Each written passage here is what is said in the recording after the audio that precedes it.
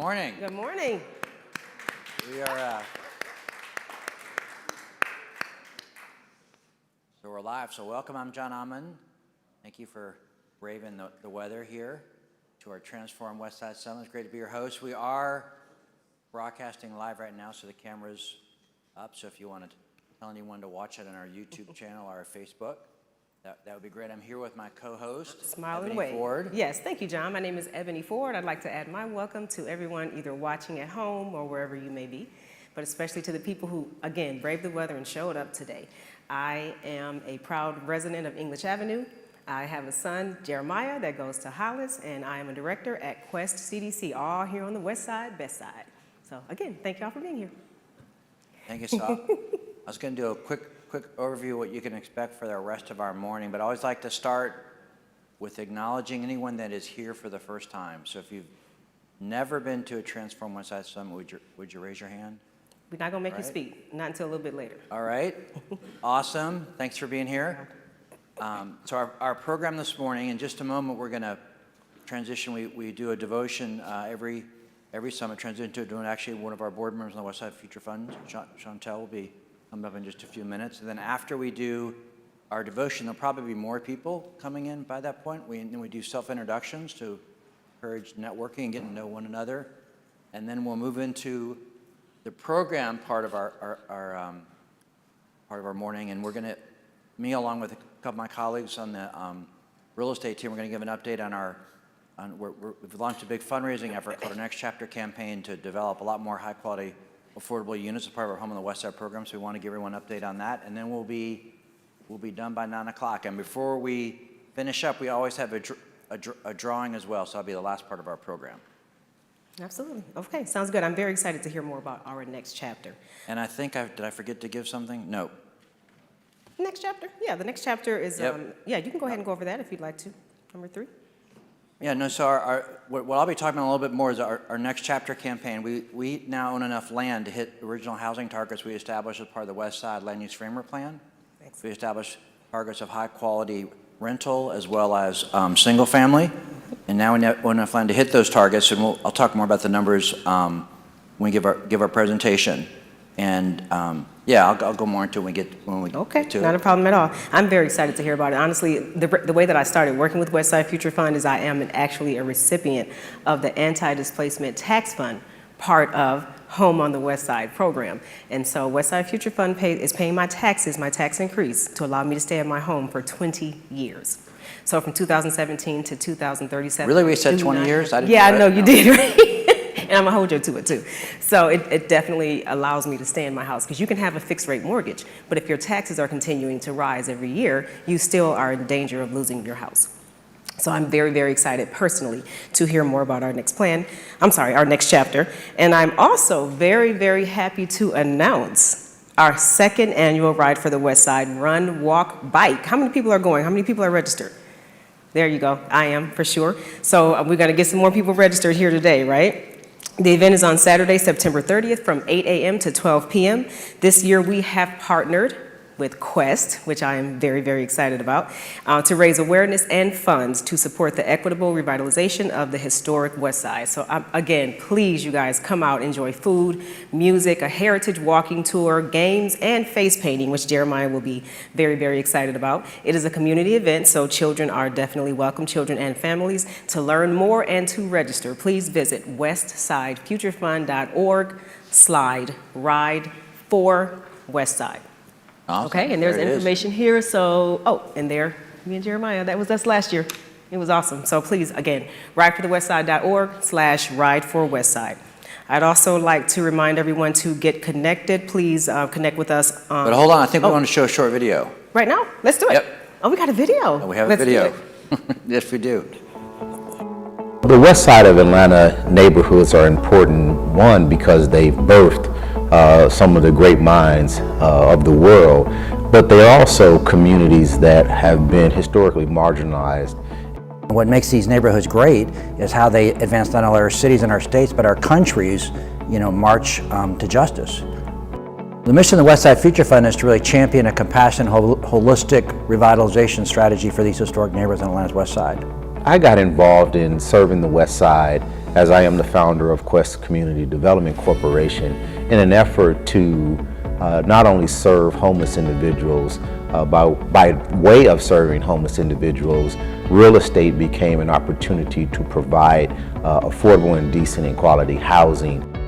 The historic Westside, I think where we and also Quest are really focused, right now is ensuring we can deliver high quality, affordable housing so people who have a connection to the community, as there's more vitality, can afford to stay, or those who want to move back in. To get involved was a no-brainer. The Ride for the Westside, as much as it is about bringing people together and they can walk, bike, or run, but to learn more about all the great things that are happening on the Westside. To bring in cycling, to bring in walking, and to bring in a historical tour to identify markers that are in the community while you're having fun. It's about attracting individuals to this side of town that someone may say, you know what, next time I'm looking for a home, I'll pick the Westside. What I'm most excited about this year is having a bigger and better Ride for the Westside. You can expect to have fun, you can expect to have a great time, and to connect with some of the awesome history of our city, to meet a lot of folks, lifting up, all the great history of our Westside, as well as helping advance organizations that are really trying to make a difference in the community.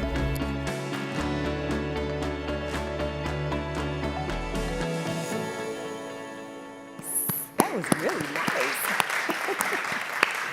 That was really nice, and thank you for catching me up, because I almost missed that awesome video. Real quick story behind that picture of Jeremiah in the very beginning. So when you walk and you haven't walked for a long time and your legs do that itchy thing? Yeah, he was extremely uncomfortable at the very moment that picture was snapped. So that's kind of why he was looking crazy. Thank you, John. Appreciate it. Very good video. So now, I ask you guys, please get connected with Westside Future Fund on Instagram, Twitter, and Facebook. If you are watching live on YouTube right now, please go ahead and subscribe as well.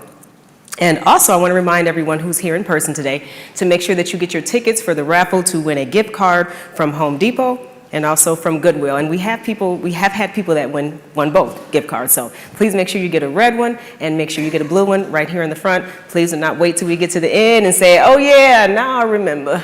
I kind of gave my age away with that one. But anyway, make sure you get your red ticket and your blue ticket in the front, okay? Thank you. Thank you, Well, did anyone immediately go onto their phone when they saw our video to register for Ride on the Westside? You can do it right away if you felt inspired, because we'd love to have more people out for it. Yes. But now we're going to transition to the devotion part of our program. And so for those that are here for the first time, we do this as a level set at every summit, and we always ask a member of the community to give the devotion. Yep. And we take inspiration for the devotion from the Nehemiah chapter in the Old Testament. And one of the kind of an overall theme of Nehemiah is rebuilding Jerusalem. So as we think about holistic revitalization of the Westside, we draw inspiration from Nehemiah, not just the physical building of the wall, but many of the principles that were applied, the values that were applied as part of rebuilding community. And before I introduce our devotion speaker, I'm going to read a devotional statement that we read every time to level set for our devotion. It's become our tradition to begin our meetings with a positive, inspirational message from a member of our community, recognizing that many in our community are driven by their spiritual faith to participate in the Westside revitalization effort. The time at the beginning of our meetings is an opportunity to share various inspirational reflections. While the speakers may articulate their personal faith, it's meant to be inclusive, inspiring, and meaningful, with the story of Nehemiah as our guide.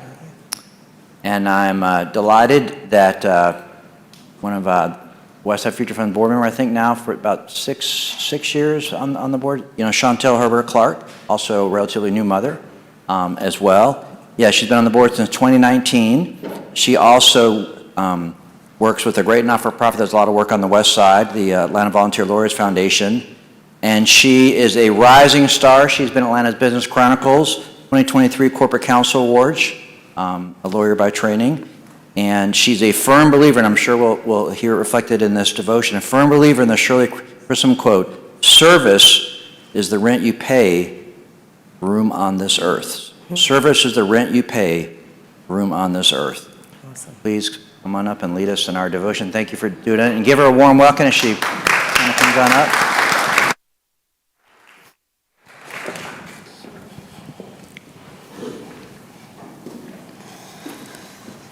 Good morning, everyone, and thank you, John and Ebony. I always usually start with greetings and salutations. That's my signature greeting, and I'm happy to be here. As John said, I'm Shawntel Hebert Clark. I've been on the Westside Future Fund Board since 2019, and I also serve on the GO team at Hollis Innovation Academy. Yep, shout out to Hollis. But my connection to the Westside actually goes back almost 20 years for when I first moved to Atlanta and began attending Simpson Street Church of Christ on Simpson Road. Now it's Boone Street, and now there's a new shiny building, but we were still in the old building, and it was still Simpson. And then Minister Andrew J. Harrison and the members at Simpson Street prayed me through law school at Emory. And I am forever grateful for the 10 plus years that I worshiped on the West Side and got to know people on the West Side and stopped in that Family Dollar that used to be on the West Side, and was just a part of the community. And I also have to say greetings to my church family at the Boulder Crest Church of Christ, which is on the East Side, but still love for the West Side. I'm not a preacher. I'm a Christian, and I have a word to share with you this morning. So when I was thinking about what I was going to say, I went to the book of Nehemiah, of course, and trying to pull from my personal life, what do I have going on? And so I'm going to start in Nehemiah 1. I'm going to read a few scriptures, and then I'm going to share my thoughts. So as you guys know, the book opens up. Nehemiah has heard what's going on with Jerusalem. He's sad about it. And Nehemiah 4 says, when I heard these things, I sat down and wept. And for some days, and I mourned and fasted and prayed before the God of heaven. And he lists his prayer. And then in verse 11 it says, Lord, let your ear be attentive to the prayer of this your servant, and to the prayer of your servants who delight in revering your name. Give your servant success today by granting him favor in the presence of this man. Then he shares that he was cupbearer to the king. Chapter 2 opens that he's bringing wine to the king. He looks sad. And the king is asking him, you're not sick, why are you sad? And he goes on to say that he wants to go to Jerusalem to rebuild the wall. And so chapter 2, verse 6 says, and it pleased the king to send me, so I set a time. And so then while things are going well, he asked for a few more things. And he asked for, a couple of letters, so he has safe travel. He asked for some resources. He asked for the king to, send the cavalry with me, right? Don't send me by myself. And so then chapter 2, verse 8 says, and because the gracious hand of my God was on me, the king granted my request. So at that point, you start doing your little praise dance. You thanking God, won't he do it? Blessed and highly favored. Whatever other forms of praise you might deem appropriate. But how many of you know that with that yes, with that blessing, with that favor comes work? So many times we pray to God for things without counting the cost of what will be required of us on the other side. As we lawyers like to say, you didn't read the fine print. Nehemiah had the blessing, the permission, and the resources of the king. But now he had to go to Jerusalem and actually rebuild the wall. For me personally, 2022 was gangbusters. It was filled with so many blessings. I married a wonderful man. In May, I gave birth to a little boy, my first child, in December. God said yes to my request. Won't he do it? 2023, however, has been a year of doing the work, of adjusting to my new normal, of being a wife and being a mother, while still trying to maintain my career as a lawyer, my community involvements, such as serving on the Westside Future Fund Board, and my relationships with family and friends. And to be honest, just trying to still be me. I like brunch, I like hanging out. And so I'll share with you guys that it hasn't all been pretty. The demands of a little human continue to stretch me and humble me and remind me that I need God daily. And so what have you asked for and received it? God said yes, and then it turned out to be a lot of work. a new job, a new house, a new relationship, a new client or contract, a new membership, a new funder or donor. Whatever it is, I'm here this morning to remind you that it's worth it. I am so in love with my 15-pound boss man. I'm also here to remind you all that you can do it and that God will give you what you need to be successful in your new chapter. That might be people, that might be resources, that might be someone that you meet in this room today. So as we prepare to hear about the next chapter of Westside Future Fund, let us remember how many companies and people and community partners have engaged to get us to this point. And then let us recognize the work that comes along with the next chapter. Thank you.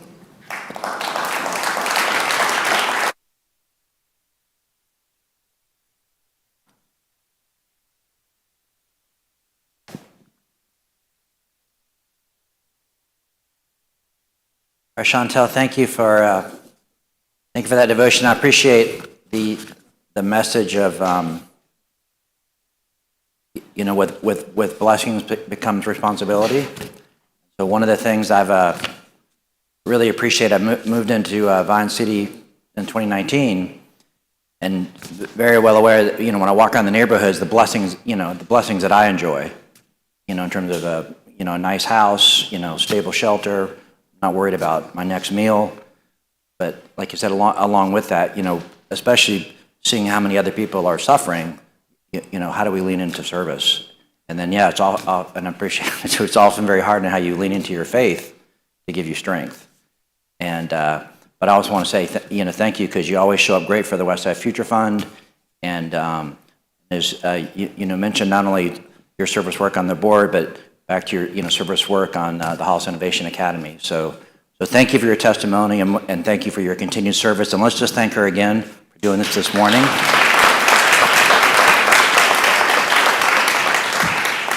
Very nice, thank you. So the next part of our program, for the folks that are new, is now we're going to take time to do self-introductions. And we have learned that this has been really such a key part of what makes these summits really special, that the self-introductions, and I'm going to come down in just a moment and go around to each table. You'll stand up and then hold the mic near your mouth, and please give your name and then affiliation. I work for such organization, or I live in this part of town, and then just don't say anything else. Just stop. And because we want to get around the whole room. And if you have something that you want us to message, you want us to get out, we're happy to do that through our social media challenges. But I would encourage you as you go through the self-introductions to really listen to other folks in the room, because I think at the end of the sum, there may be someone that you heard say something that you may be of service to helping them back to the message of the devotion, or other resources, other folks in the room may be able to help you get something done. So that's the real purpose of to foster connection as we think about how we build community. It's really about people connecting and leaning into something from a common value perspective. So I will start at the table that has two of my board members now. So we'll start. Well, you already spoke, but I'll speak with. Oh, sorry, I wouldn't want you not to have the live mic. All right, thank you, John. Good morning, everybody. I'm T. Dallas Smith. What am I now? I'm CEO of T. Dallas Smith & Company. I used to be CEO and president, but it's just CEO now. I'm also a proud member of the Westside Future Fund, and I'm chair-elect for next year. Yay.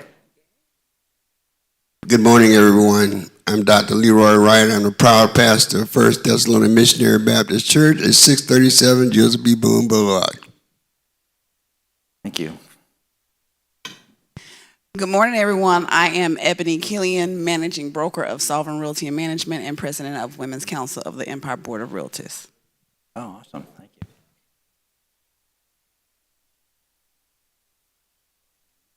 Hi, good morning. Neil Shorthouse with Partners in Change. Happy to be here. Thanks all for coming. Good morning. My name is Bob Dickinson with Dickinson Partners Group, also Executive Director of the Esteemed Sports Foundation, And as I remind John, the leading evangelist for Westside Future Fund outside the perimeter, with the right. exception of perhaps Dean Cathy. All right. Morning. Larry Stewart. I'm a resident of Grove Park and a member of the board at Grove Park Foundation. And for this capacity, I'm board chair of Atlanta Housing. Thank you. Good morning. I am Thelma Renault. I am a resident of English Avenue for over 50 years. Good morning, ladies and gentlemen. My name is Keith Renault, and I'm a resident of English Avenue. Hi, good morning, everyone. My name is Charles Ford. I work with Westside Future Fund, and I'm a Morehouse grad as well. Good morning. My name is Ebony Jones. I'm a Vine City resident. I have 2 kids at Hollis. Great.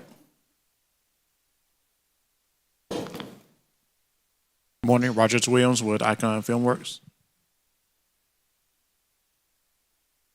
Elijah Randall, E-Ram Media.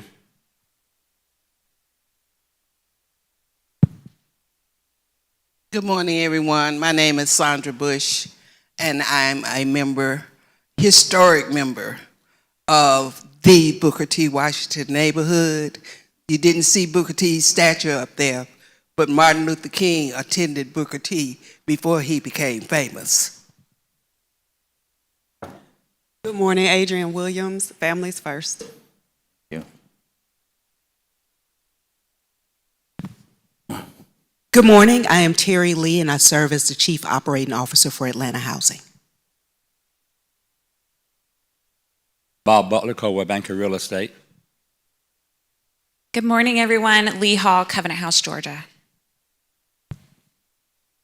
Good morning. A. Finney, independent grant founder, writer, and thank you. Thank you. Good morning, bright and early, everyone. My name is Matthew Coleman. I'm the founder of VI Capital Lending Group and the committee chair for the Real Estate and Professional Services Committee of the Atlanta Black Chambers. All right. Good morning. I'm Anne Marie Bedke, Executive Director of Griffith Observatory Foundation. Thank you. Good morning, everyone. My name is Corey Ashbourne, Investment Sales Advisor with Capstone Companies, and we focus on multifamily properties throughout Metro Atlanta. Thank you. Good morning. I'm Anthony Bellows. I'm a Westside resident. Good morning. My name is Mike Russell. I'm a retired Army officer, and I volunteer with the Grove Park Neighborhood Association and also the National Monuments Foundation. And I do have one free gift for everybody. This weekend, tomorrow, Saturday at 5 o'clock, we're doing a free concert at the Millennium Gate Museum. If you would like a ticket, please see me. You can get in free. It's a mix of classical music with contemporary music celebrating Hispanic Heritage Month. All right, free ticket, see you. See me. All right. Good morning, Charles Merriweather, Goodwill. Thanks, Charles. Good morning. John McGee, Senior Consultant with VI Capital Lending and proud resident of Grove Park. Good morning. My name is Brian King. Excuse me. I'm with Urban Residential Development. Good morning. I'm Kathleen Bryant with Partners in Change. We're providing free life coaching for adults pursuing new goals. Good morning, Brandon Sherwood. I'm a CPA with Eide Bailey. Good morning, family. I'm Tillman Ward, Community Resource of Atlanta, based in historic Vine City, lifelong resident of the West Side, and our goal is to be and make that difference that we all can see. And a graduate of Booker T. Washington High and Marsh Brown.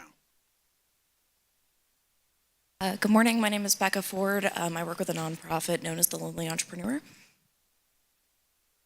Good morning. My name is Debbie Morris. I work for Newell Brands. I'm an executive coach, and I live off of Riverside, which is, I think, West Side. You got to claim it. Okay, Hollywood Road. I'll claim Hollywood. All right. Kevin Lynch, Commercial Real Estate Leasing. Richard Taylor, Art Capital. Hey, good morning, everybody. Happy Falcons Friday. Yeah, there we go. All right, got to throw that in, right? Good morning. My name is Tolton Pace, new Senior Program Officer with the Arthur M. Blank Foundation for Westside Atlanta. Thank you. Thanks for being here. Hello, I'm Maria Supporta with Supporta Report. Good morning. Good morning, Nicole Jones, Westside Future Fund. All right, you ladies are perfectly clustered to be self-introduce. Good morning, Camille May, Grove Park resident, graduate of Spelman. Okay, good morning, everyone. Justine Veal, also Grove Park. I'm a realtor for Keller Williams Peachtree Road. Great. Good morning, everyone, and I would be remiss in not starting by saying that I'm Danita Knight, President, CEO of YWCA of Greater Atlanta, bringing back the Phyllis Wheatley Westside YWCA in 2025. All right, thank you. Hi, I'm Marnie Pittman with Westside Future Fund. Lee Harrop with Westside Future Fund. Chelsea Moore, Westside Future Fund. Marielle Hicks, Westside Future Fund. Joanne Marioshi with Westside Future Fund. Raquel Hudson, Westside Future Fund. Hey everyone, Rachel Carey, Westside Future Fund. Good morning everyone, Tamika Askew, Westside Future Fund.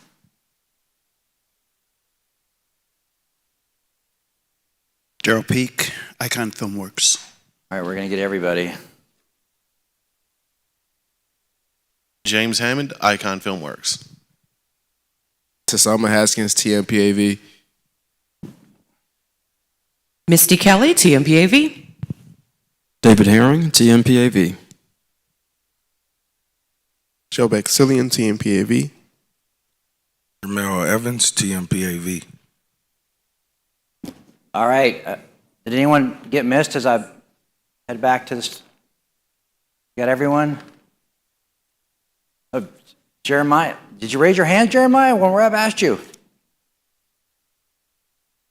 Hi, Yes. my name is Jeremiah, and I go to Hollis.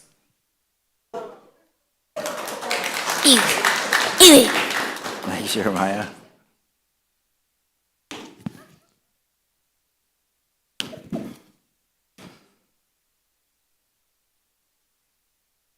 All right, well, give yourself a hand for that.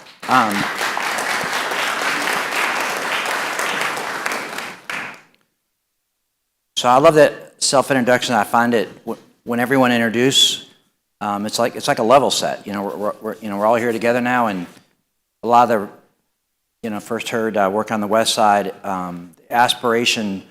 Kind of I think taking a frame from Dr. Martin Luther King to be a beloved community. And for me, the first part about it is to be, and here we all being together, but by introducing and building community, that's that first step. So thanks for taking time to do that, and hopefully you heard some folks that you might be able to connect with that after the program. And now for our next part, what we wanted to do with the program was to give an update on our Next Chapter campaign. We officially launched the campaign August 2nd, and it's a fundraising campaign to raise philanthropic funds, charitable funds, to build out the rest of our land holdings that we've been able to acquire over the last couple of years. And I'll say more about that in a second. But we really want to take the time to explain the why behind it, what we believe it's going to achieve, and then when I kind of finish with an overview, was going to bring up, Rachel Carey, Chief Real Estate Officer, along with Derrick Jordan, who's overseeing a lot of the multifamily build out, to answer any questions. So our goal with this is to really explain what we're doing, and then take some time to answer some questions. And we're first going to start with a testimonial video that we have. So I think we're going to show the video next, and then I'm going to come up and give some overview remarks. But the testimonial video, some of y'all may recognize some of the folks in the testimonial video, but it's all folks who have participated in various aspects of our Home on the West Side program. Great men and women of the civil rights movement lived in this neighborhood. knowing that sent chills through my body. Being able to walk the same streets or being in the same neighborhood that these leaders walk. So with me knowing that just give me motivation, really. The Westside Future Fund is very committed to this neighborhood. Westside Future Fund has been a tremendous help. I was homeless. I didn't have anywhere to stay. This is my first apartment. I've been staying here for 3 years. It's been a big help. I was on my way to be homeless before I was connected with the Westside Future Fund. I couldn't find sustainable housing. There were a lot of people that would reach back out, but it would be like triple what I could afford. This house was brand new when we moved in it, and we love our house and our house loves us.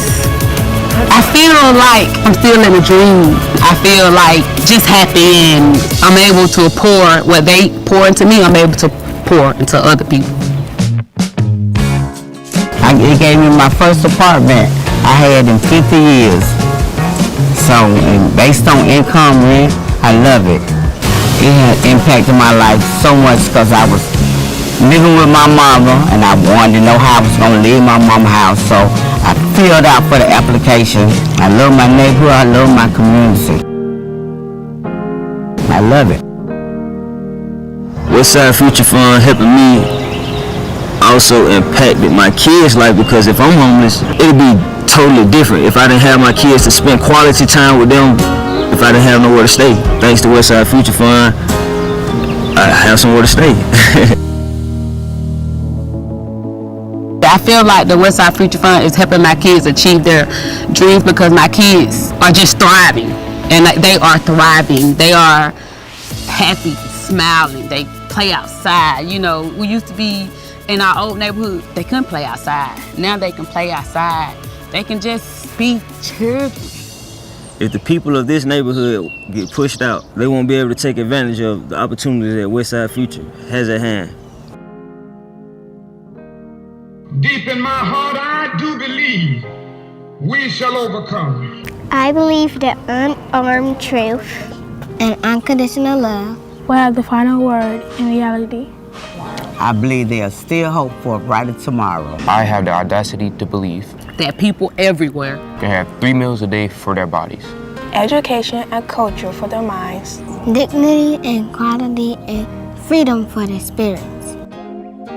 I believe what self-centered man has torn down, other centered man could build up. I still believe that we shall overcome. Still believe we shall overcome. I still believe that we shall overcome. I still believe that we shall overcome. I still believe that we shall overcome.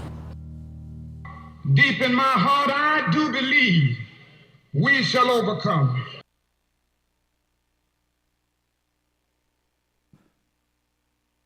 All right, thank you. We have the voice of the graduate of the Booker T. Washington High School. So one to start our overview, first just wanted to acknowledge we have 2 of our board members here this morning. But our Next Chapter campaign, the volunteers you see on our board here play a big role in our success and going out there and fundraising. So they're active in helping us connect into various corporations and their independent foundations around town. But I won't go through everyone on the board, but you can see in our current chair, Dr. Beverly Tatum and Dallas, who's our chair-elect. Thanks for being here this morning. And you can also see some of the ex officio members we have on our board to ensure kind of our partnership with the city. Eugene Jones from Atlanta Housing, or Terry Lee, thanks for being here this morning. The CEO of Atlanta Housing. Courtney English, who's the mayor's housing and policy advisor. Along with that, and we also have on the ex officio, Captain Wolf, who actually lives in Vine City off of Magnolia. But a great board. And as a reminder, many when we stood up the Westside Future Fund, coming out of a group called the Atlanta Committee for Progress, this is back to 2014. At the time it was stood up, there was a lot of awareness that the kind of suffering and challenges that were in the neighborhoods that the Westside Future Fund was focused were true of the kind of the greater West Side. So it was never meant to not suggest that there was need across the neighborhood. I know some of the organizations that have started up since then are in the house this morning as well, like the Grove Park Foundation. But when we launched the Westside Future Fund, the alignment was around first the Westside Tax Allocation District, which is English Avenue, Vine City, and then right when the Westside Future Fund was getting launched, the city won a choice award for Scholars Landing. And so those three neighborhoods were Vine City, AUC, and Asheview Heights. So those were why those were added that set up, the focus area of the Westside Future Fund. And so when we started our work, one of the things that was still true today, but an amazing amount of disinvestment had occurred. So the neighborhoods had really deteriorated. And one thing we really focused on as part of our work is buying up a lot of the blighted property to redevelop it.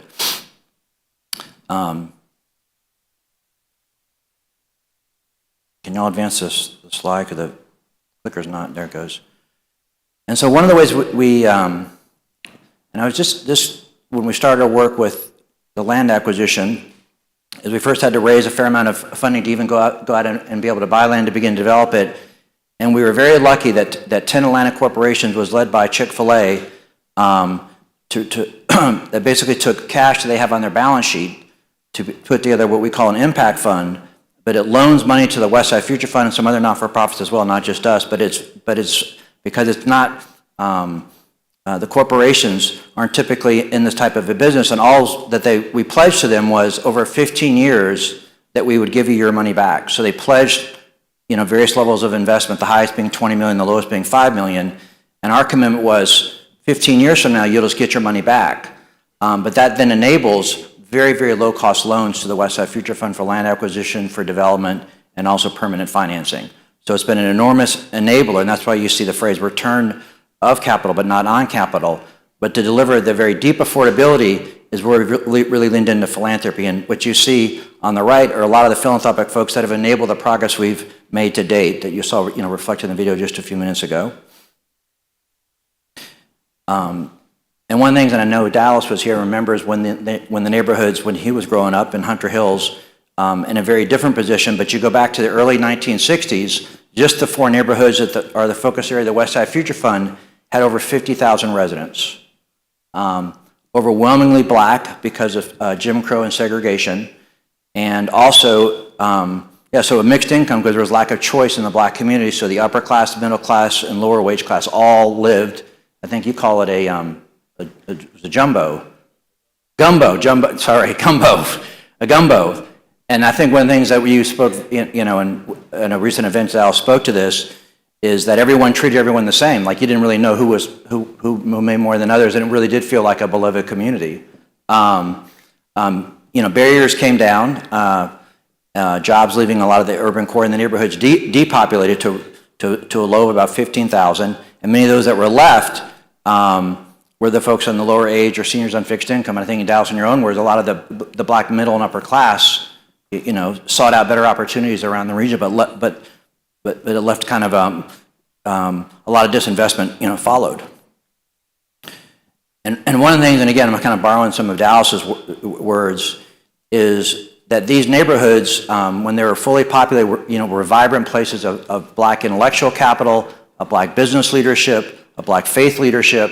So it was a thriving community, and that's why we have the frame, restore strengths, to go back to something they were as opposed to something that never has happened.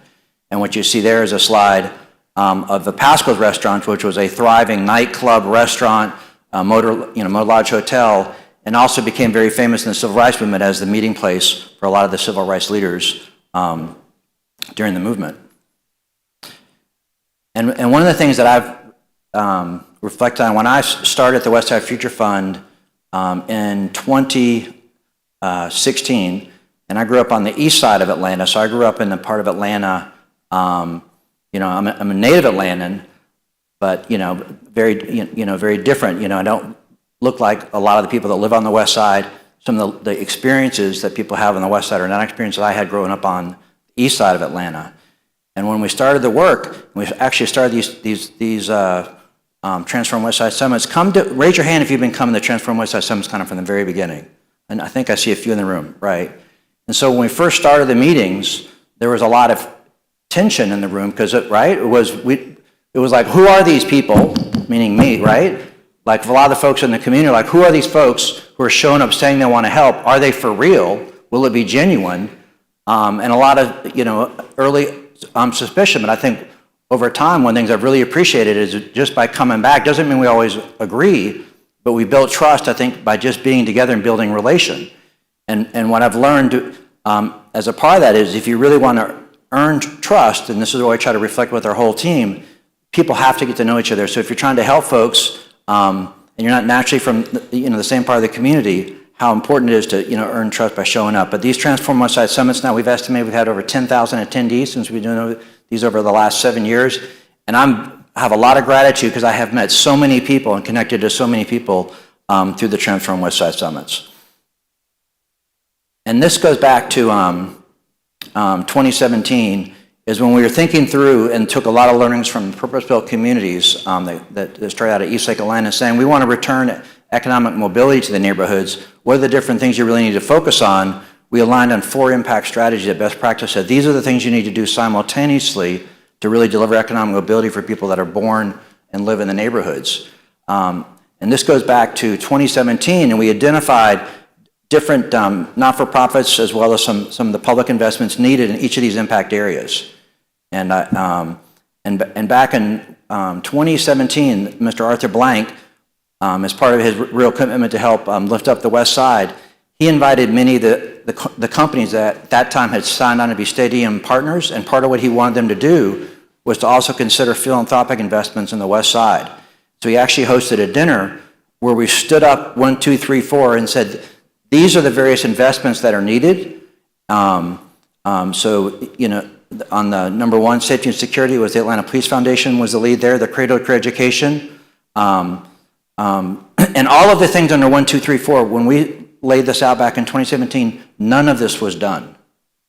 Everything you see under 1, 2, 3, 4 is done today. So you go under number 1, the new at Promise Center, English Avenue, officers living in the community, the cadet housing off of North Avenue, the YMCA, and I know we're working on the YWCA coming online too, but the new YMCA Early Learning Center and their headquarters. When we started back in 2016, Hollis was the closed Kennedy School. Now it's reopened and actually also has early learning in its basement. Westside Works, the Blank's job training investment, the Quest Impact Center. There are now 3 new parks on the West Side. The West Side Connector Trail, that path built out. We, along with the Foodwell Alliance, own a building that's really become a not-for-profit hub, especially around food insecurity.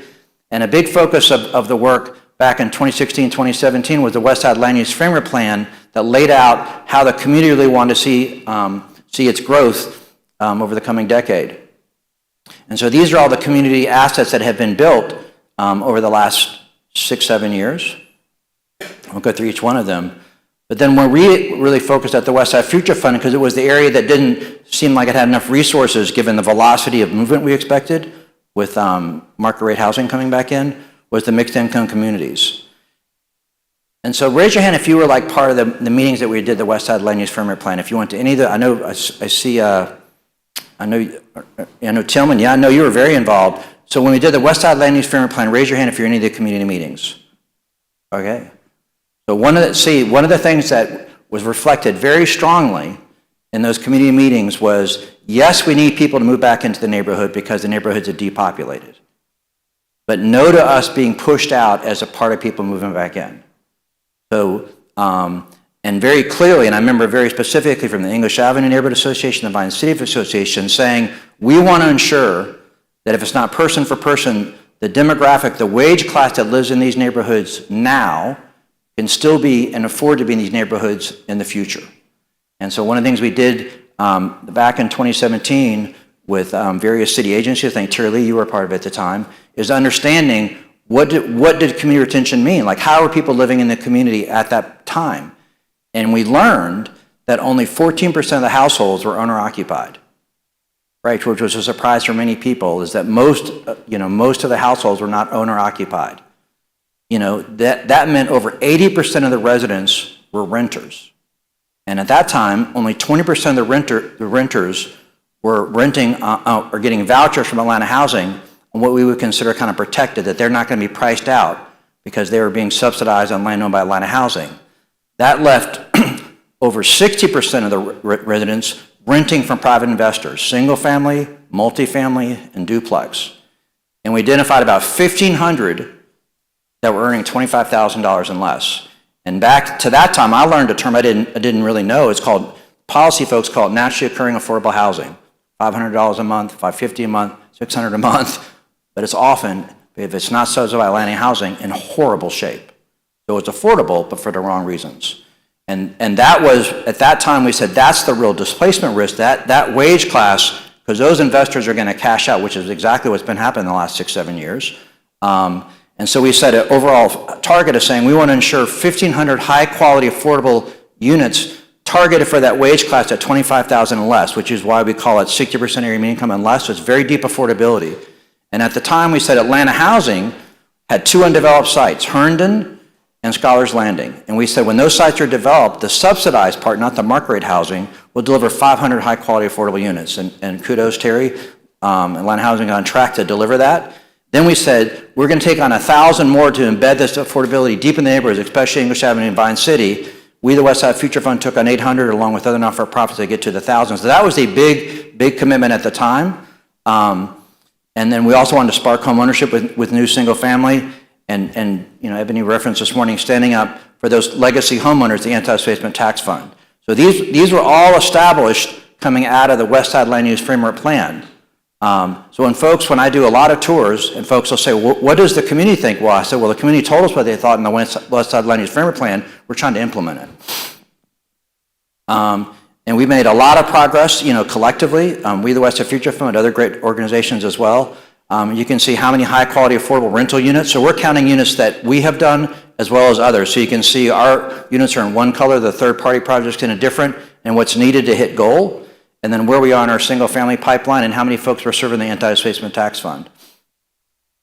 So another thing we're really intentional about is looking to build community as well as attract new investment into the neighborhood is doing very high quality investment. And one of the things that also came out of the Westside Land Use Framework Plan was preserve the historic character of the neighborhoods. So we have a bias not to tear down, even though it would be cheaper to rebuild. Because when you go retrofit these multifamilies, you have to put in a lot of things that weren't required at the time that make that development cost more expensive. But this is in English Avenue, in partnership with Invest Atlanta. Actually, Terry Lee, when she was Chief Housing Officer, helped unlock this for us. So we got a $1 lease, and then we raised some funds, and we have Atlanta Housing vouchers to help subsidize it, but it's at high-quality units today. This was one we did in English Avenue. We bought up a vacant multifamily. We announced the acquisition right after Keisha Lance Bottom was elected mayor, and she cut the ribbon. And now it's 31 high-quality units on James P. Broadley. And so this is actually a single family on Neal Street. You can see what it looked like when we bought it. It was a tear down. We have a great partnership with Atlanta Habitat where they use their community build program to help build out homes for us because they get their materials donated. We can lower that price point.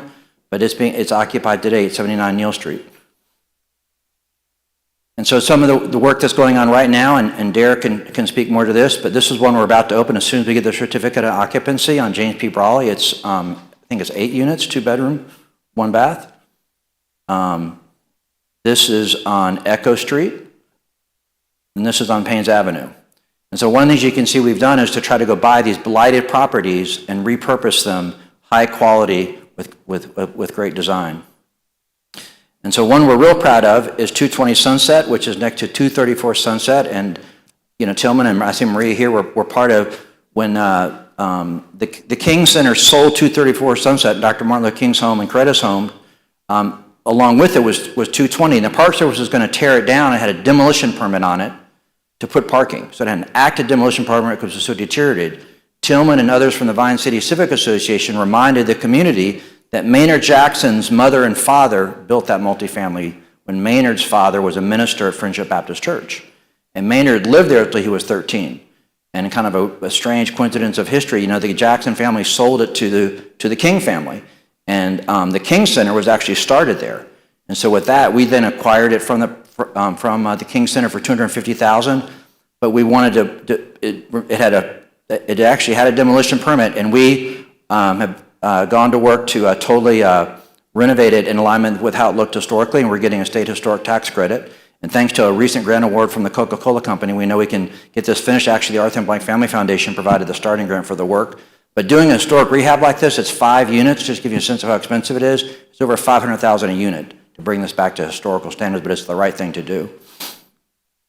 So these are some of our case studies. Some of y'all may know the Canty family that lives in English Avenue. He works for the At Promise Center. And I should say a really important part of our housing program, which is again coming out of Land Use Framework Plan, was who benefits from our housing. And so a big point of the community was we think folks that have some connection to the neighborhoods ought to go first, right? So we developed community retention guidelines to reflect that say all of our housing is prioritized by did you live in the neighborhoods? Do you work in the neighborhoods? Or did you graduate from the Booker T. Washington High School or one of the local historically black colleges? So it's one of those criteria. So when folks come into our Home on the West Side pipeline, it's managed by Tamika, we first ask people to qualify against that criteria. So if you don't meet that criteria in some way, we don't want to list any of our single family, for example, on MLS. We want to ensure we're reaching people that hit this criteria. So the Canty family, he lived in English Avenue because he worked there. That's how they hit the criteria. She works at the Coca-Cola Company. So this was Kevin Locke. This is a home on James P. Brawley. Kevin is a teacher. He was a renter. And one of the things we learned when we set a sales price, because we're buying land, the land is not being, in some cases it is, but in most cases we're buying the land and we have to set a price that allows us to pay back our impact fund. And so when you do the land cost plus the development cost, you can see we set our sales price at just at what to get our money out. And maybe even take a little bit of a loss, but once someone qualifies for a mortgage like Kevin, it's not enough to hit that. So we've layered in one thing we've learned to do on top of what the city does and what Atlanta Housing does, we layer in down payment assistance. It goes up to $60,000 depending on your earnings. So at 60% AMI, we'll do 60 all the way up to 120. It burns down over 10 years, so you can see what that meant to Kevin, that down payment assistance. So we think this is a great way to build equity too, because everyone, I think pretty much we're serving, for really for their family, are first-time home buyers. And as we think about, the kind of community we want, and actually Dr. King spoke a lot in the latter part of his life about the need for high-quality housing for all. And I mentioned at the beginning is that all the colors you see, we've been able to, and Lee Harrop in the back has done a great job on our land acquisition efforts. We work through various brokers to buy up a lot of blighted and vacant land.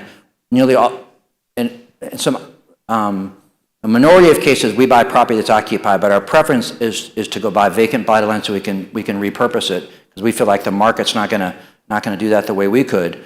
But we bought up over 26 acres in English Avenue and over 10 acres in Vine City. And so you can see the holdings, and we've also been strategic about clustering those acquisitions around parks, around the James P. Brawley corridor. And so now we've hidden, back to those targets I shared, we now have enough land to hit those targets. But to hit that deep affordability, 60% AMI and less, to fund that down payment assistance program, that's where the philanthropy comes in. So now that we have the land, we have a program, we know how much it costs to do development because we've done enough now to have a cost model. And we have enough land to do 285 multifamily units. That's over 11 different properties. We want 185 of those to be 60% AMI and less. 225 single family. When we are modeling single family, we're figuring an average down payment of $50,000 per home. And so then that adds up to the philanthropy you see along with our operating cost.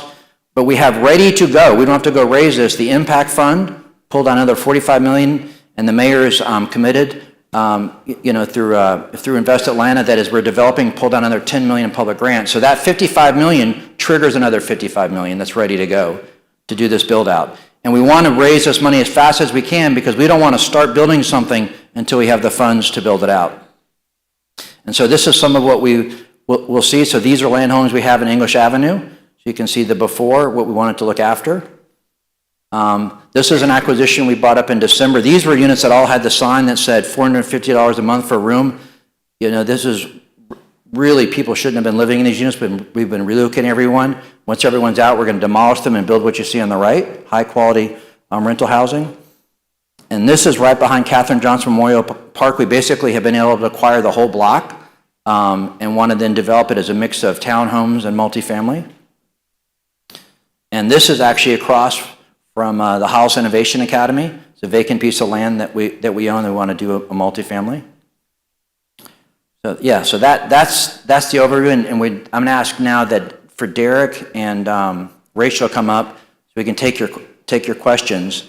But hopefully that gave you a sense, if you've heard about our fundraising or read about it, it gives you a better sense of the why behind it. So come on up, Rachel and Derrick. And now what we want to do, and I think someone's going to have a mic, but if we want to take questions. So our goal with this part of the session, that's why I asked Rachel and Derrick to help, was to take your questions.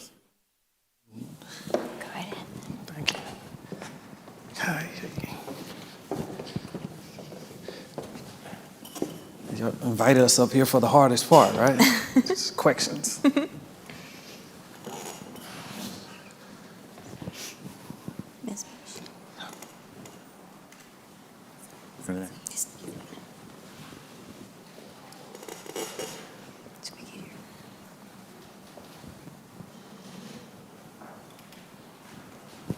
Yes, I have a question regarding rooming houses. You mentioned the neighborhoods at Bayard City and English Avenue, but Ashview Heights is a part of this unit. And when you pass by, I live on the main street. I'm the only homeowner on the block. It is a legacy house. It's been in my family over 90 years. How do you plan to attack rooming houses in the various neighborhoods? Because they're illegal. You want to take I can take a stab. We could tag team it. We can tag team it. I know you have strong feelings about it. You know, one of the things about rooming houses, first, your first step should be to your council person. Your first step, we'll go through several. I know how to do that. I'm asking you. Okay. In terms of purchasing housing in Ashview Heights, I guess I should say, or to Washington. So I can talk about that. I mean, Ms. Bush, you know, we have a few properties that we have bought in Ashview Heights, mostly around Fair Street. But in terms of us going in and buying like a rooming house to clear it out, you know, we have not done that historically because of the displacement that it presents, even though we understand that it is a concern both for the people living in the houses and for the neighbors who have to deal with kind of those unsafe conditions with the number of people living in there. I think, you know, for us, the most alleviating thing that we can do in terms of what we're planning to do over the next years is to build more of the high quality affordable housing so that people aren't forced to be in that situation where they've got to be living 7-8 people to a house that's really only meant for one family. I don't know, John, if you want to add more to that. I mean, we're aware of the problem. We've talked about it at different times, both in Vine City and Ashview Heights. No, say on the Ashview Heights, when we started our work, most of the highest percent of folks in the anti-displacement tax fund live in actually Ashview Heights, the Booker T. Washington neighborhood. But when we also started the work, it had, there wasn't much as abandonment and blight, and because of the proximity of the Westside Trail, that the pricing in Ashview Heights was already, when we started our acquisition work, was already very high. And so partly, as we look to just get kind of our own return on dollar, that's why you saw us more focused on English Avenue, Vine City, with the sense that Ashview Heights was further along and really focused in on serving people in Ashview Heights through our anti-displacement tax fund. Derrick, did you have other things you wanted to say? Did we address it? Okay, because I want to make sure it's some things as a Westside Future Fund that we're capable of doing, and then there's things that we just cannot. But when I start mentioning about addressing it to your council member, this is the type of problem that you have to constantly stay on, the same way we have to do with code enforcement, right? You get one ticket, you get another ticket, you get another ticket. I mean, over time, that has to build up. We don't have a one-stop solution for that. We don't. Like Rachel said, we try to steer away from displacement of any residents that live in the neighborhood. So that wouldn't be something we would address specifically. But if you had, or the Ashview community has some strategies that they would like to bring to the forefront, that's a place that we probably could help.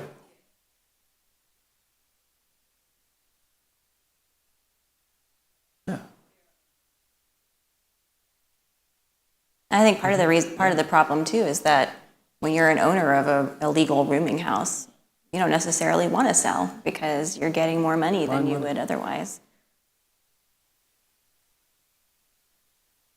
Well, none of our homes in our inventory are rooming houses.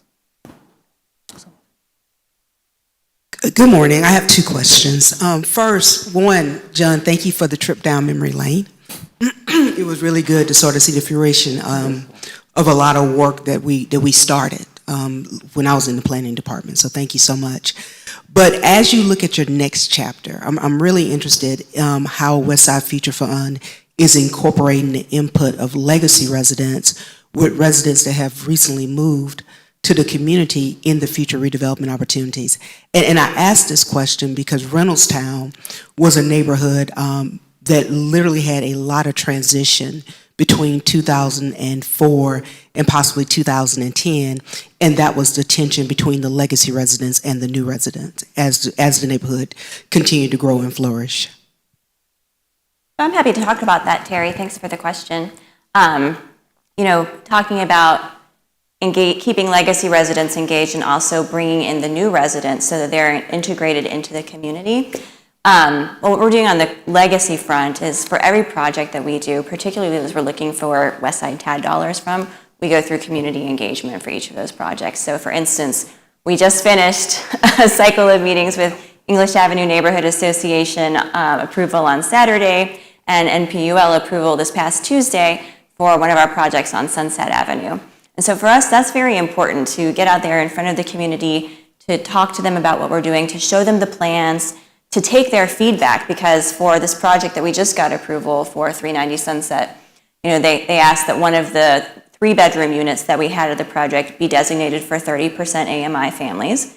And they also asked that if we're successful in obtaining Atlanta Housing HomeFlex vouchers for that project after it's built, that we commit to allocating those vouchers to the 60% AMI level to achieve deeper affordability. So we made those revisions, in our unit mix, in our affordability mix, and in the pro forma, and brought that back to the community to show them that that's what we did. And so we were really happy to get their, buy-in on that project. In addition to that, unlike other neighborhoods in the past, the Westside Future Fund's Impact Fund has allowed us to be in the forefront of actually acquiring land and owning it. In other neighborhoods, you didn't have that acquisition. You had smaller CDCs who were dependent upon grants to buy a lot here, a parcel here. But we've been able to come in and leverage our Impact Fund not only to buy our acreage, but also lend to other developers in the neighborhood that are doing 60% AMI. That's Quest 35. We have an array of people in our loan portfolio, including homes in Ashview Heights, agencies in Ashview Heights, and working throughout the community in which we are committed to serving just 60% AMI. Right? And that's been key leverage for us. That $120 million that we had access to, it went to 60% AMI. Other neighborhoods were fighting against other private market interests, flippers. We haven't did that because we jumped off the porch early, if I can say it that way, and got in the game, started buying property, and now we have a way to control what happens throughout the communities. And the last thing, Terry, and I think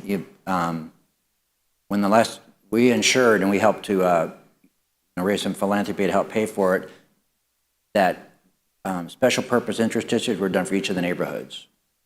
So special purpose interest districts for English Avenue, Vine City, the Booker T. Washington neighborhood, Ashview Heights, AUC, and those set the entitlements, and those also set, which was very important to the community, design standards. And so that as new development comes online, and one of the things we've also really honored is that any changes to those, if developers want to have any kind of an entitlement change, they have to go through the neighborhood and through the NPU, right? Especially when we first got them done, developers would call me thinking we could just wave a magic wand and change them, and we would say, no, you got to go through the neighborhood, and we have to go through the neighborhood on our own projects. So one way we really want to make sure that the community aspirations were honored was those SPIs, and then the city's planning process forces people to go through if they want to do something different to make sure they're aligned with the community input. I did just want to say one more thing about the new residents, that portion of your question, Terry. As we're leasing up, properties that we're opening, we're going through our wait list from our Home on the Westside program, which prioritizes legacy residents. So by and large, the people that we're moving into our new multifamily homes are from the community and have been here for a very long time. That leads me to say that we are currently working on opening up some new buildings, and then we're going to be starting on some other new buildings before the end of the year. And for the past couple of years, we've had our rental application through Home on the Westside closed down because we had such a long waiting list. Now that we've been able to open up that waiting list, go through, and we're starting to offer units to people who have been waiting patiently for the past couple of years, I wanted to make sure to announce that we're accepting new applications for renters for Home on the Westside. So if you want to rent a unit from us, go to our website, go to the Home on the Westside landing page, click on the renters button, and then you'll be able to do our intake survey that establishes your community retention ties, and then we'll get that information, be in contact with you to verify your name and put you on the wait list.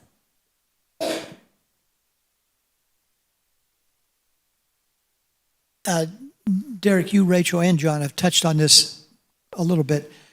What is the relationship with the aggressive developers that are coming into the highly valued property that is in this community, and actually all in-town communities in Atlanta, who are just so-called gobbling this up? How do you enable them to be a part of the movement that you're trying to create and not just be isolated? I know you've spoken a little bit about this, but what's the vision in terms of the next few years plan to deal with them? Well, Neil, let me just make sure you're asking about how we interact with market rate developers coming into the neighborhood, or how we try to protect against that? Both. I mean, we all know, and John spoke to years, we're coming in to where we are, to where you are, Westside Future Fund. So how do we impact that in a way that works for us and not just happens without us? Sure. Well, I'll let John speak to this too, because I know we've spent a lot of time, and Derrick has too, over the past few years, talking to developers who have plans of doing things in the neighborhood. Sometimes they're with an affordability component and sometimes without. But I think one of the things that we do is, working with outside developers who do plan to do affordability, being able to provide financing to them through our impact fund, which helps get their projects moving and sort of gives them a clear through line to getting those projects done.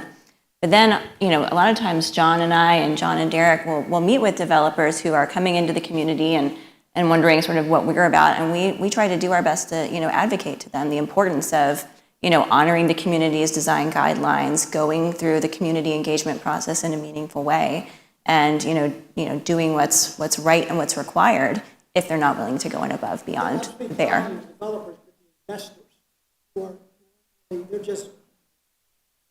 they just want to.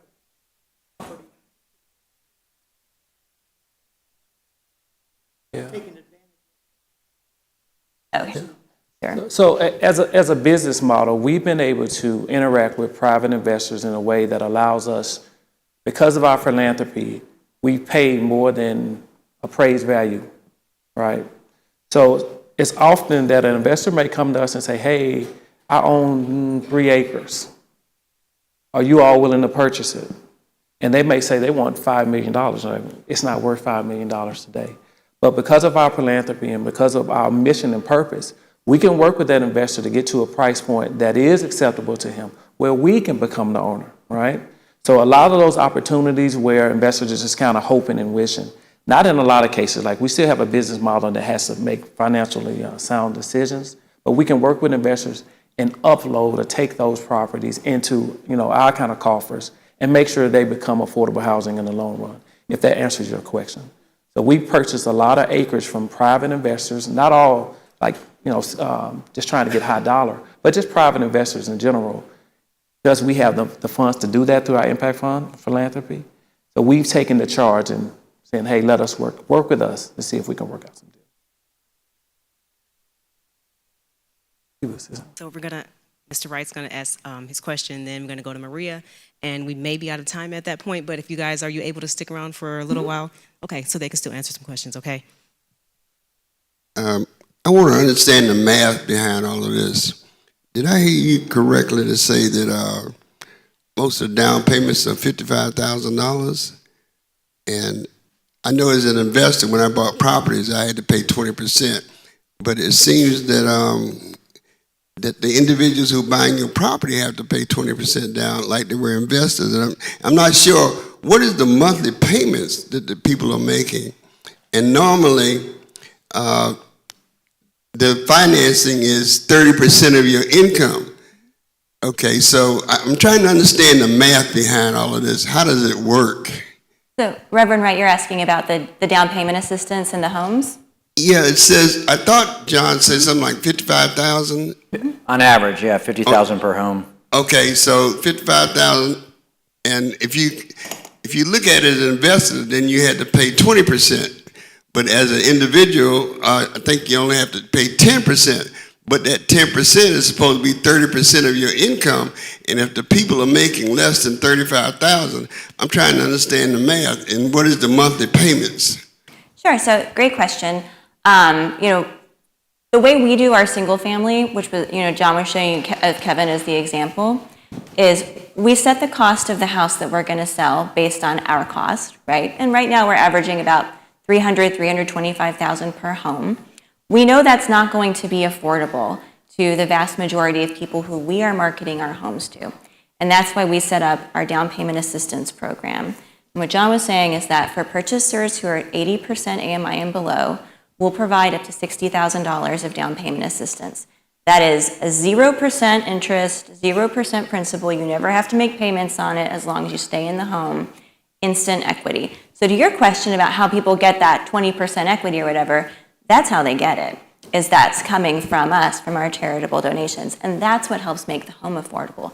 Because what's happening on the purchaser side is they're going to a lender, like, a lender who's going to give them a mortgage. And that lender is responsible for working with them to figure out what is a sustainable monthly payment for them, right, for their mortgage. And then we find out, in working with the lender, what that mortgage amount is that is affordable to that purchaser. And then we backfill with our down payment assistance. And we also, require our purchasers to go out and see what they can get from Invest Atlanta and Atlanta Housing. So we've had purchasers who have gotten $95,000 of down payment assistance when you combine our down payment with Invest Atlanta and Atlanta Housings. And that's how we make home ownership affordable for people. And most of our purchasers I would say the vast majority of our purchasers are at 90% in AMI and below, with most of them being around 80% AMI. So we are hitting some very deep affordability targets on the single family home ownership side with that down payment assistance. Yeah, yep, that's how we do it. Last question. Maria Support, I have two questions. One maybe you can answer pretty quickly, and the other one I'd really like to get the thoughts behind it. One, I noticed that the goal for population that you have by 2040 is 40,000, when the Westside was at its most thriving state, was in the 60s, and the population was actually closer to 50,000. Can you tell me why your goal is 40,000? Second question, I noticed on one of the slides, or several of the slides, on the redevelopment of the houses, there were, of lots, there were some very wooded lots that looked like were totally clear-cut in order for the development. Yesterday, we saw historic flooding again, and in this area, as you know, a lot of what we have in this community got destroyed by floods in the early 2000s. I want to know how committed the Westside Future Fund is to sustainable development and making sure that we're not making the problems worse by cutting down our trees and not working to preserve them.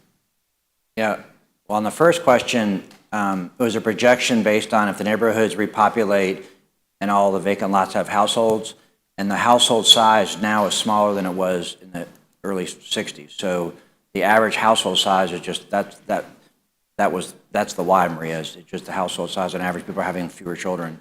And on the trees, I can, I'll let Rachel probably give a better answer. Go ahead, Rachel. Actually, I think Derrick might give a better answer. I think I have an answer. The Westside Future Fund spent $2 million in lead remediation. We spent $2 million in lead remediation of the soil and the lots that we own. This was not a loan, it wasn't, it was our money. And in that process, we found that the neglect that the neighborhood had seen, right, was just incredible. I've never seen any neighborhood in my 20 years of doing affordable housing that has been through the type of things that this neighborhood has been, right? So when we start talking about trees and what is our commitment here, we're committed to doing everything that it takes to make sure the neighborhood is safe.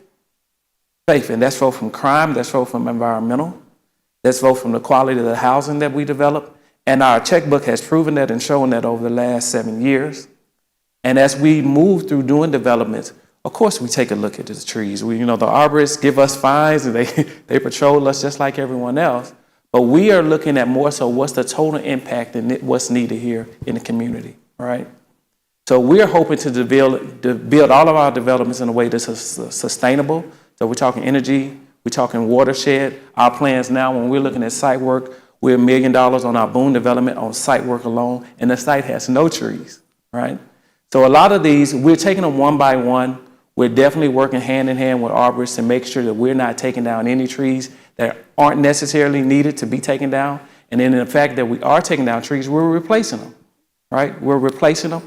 All of our multifamily apartments that we're building or will build, we plan on owning those throughout the duration. So for the next 50, 60 years. So what I'm trying to lean toward here is that we're the kind of organization that's looking at all factors in front of us and developing and finding a path that works for everyone. And the best our ability. And to say more on that point, Maria, is we have a partnership with Trees Atlanta. They've actually given us an award for some of our, replanting. And so any of our, multifamilies, as we work with them, sometimes we're dealing with abandoned properties because they've been sitting abandoned for so long, a tree has grown up, right? But there's also a shelter crisis, a housing crisis. So yeah, there's some trade-offs made, but when a tree is taken down, we plant more than we take down. So over time, we're increasing the tree cover, but you also have issues because of some where the growth has occurred, given all the abandonment, as you try to put in place more housing.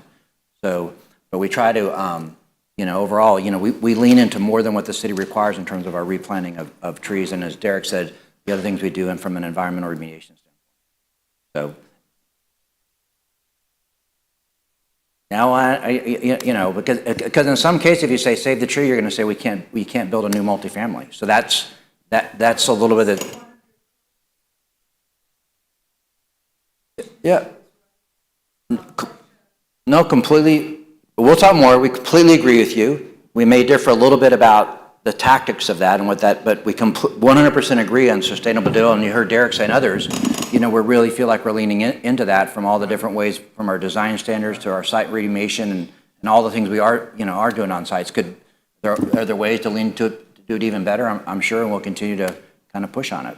We absolutely agree. And also when we're getting money from the city or from, federal or state funds, we have to go through a sustainability process where we're building that into our projects, both on a rehab and a new construction side. So we're meeting those sustainability requirements that are coming from these various agencies too.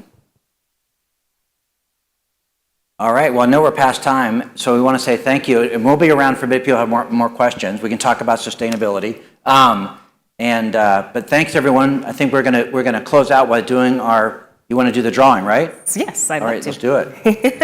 Well, thank you guys. That was an awesome conversation. Thank you, Derrick. Thank you, Rachel. And thank you, John. You're going to stay here with me, right? You're staying with me, right? You're going to stay up here with me, right? Yep. Don't leave me alone. Okay, appreciate it. Okay, so we're a little over time, so I'm going to get right to it. You guys pull out your tickets. Home Depot Foundation has invested millions of dollars towards the revitalization of the Westside, and the gift card winner today, the red ticket number is 399-1077. 399-1077. Anybody? Miss Ebony, come on up. Come on up. Congratulations. There you go. A picture. There you go. Thank you. Congratulations. Okay, winning number for the blue ticket is 130697. 130697. 130697. No, okay, I remember. 130697. Okay, I'm going to move on. Next number, 130685. Blue ticket. 130685. There you go. Come on up. Congratulations. Goodwill of North Georgia. We know that their mission is to put people to work. There you go. Can we get a picture really quickly right here? Thank you. Thank you. Congrats. Also, before I forget, one last time for the free tickets, please see Mr. Mike Russell. Wave your hand over here, okay? And if you guys do have any questions, I know for a fact Mr. Tillman does, so make sure you come up and get your question answered, okay? Thank you.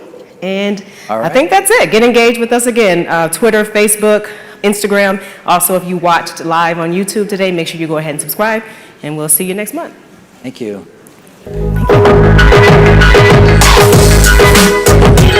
Thank you.